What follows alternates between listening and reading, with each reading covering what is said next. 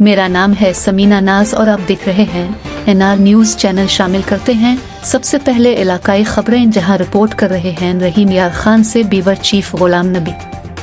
IG Punjab doctor Usman Anwar का सादिक आबाद कच्चे के एडवांस कैंपस का दौरा। कच्चा के डाकुओं के खिलाफ पंजाब पुलिस रहीम यार खान बेशुमार कामयाबियां हासिल कर रही है। कच्चा ऑपरेशनल कार्रवाइयों में बेहतर खतरनाक डाकू हलाक, 45 जख्मी, 166 डाकू गिरफ्तार हुए। कच्चा में डाकुओं के खिलाफ जुर्रत और बहादुरी से मुकाबला करते हुए पुलिस के 11 जवानों ने जाम शहादत नोश किया। 29 जवान गाजी करार पाए। कच्चा करियम नीलिस की सरकोबी पंजाब पुलिस का मिशन है। कच्चे से डाकुओं का मुकम्मल खात्मा करेंगे आईजी पंजाब डॉक्टर उस्मान अनवर।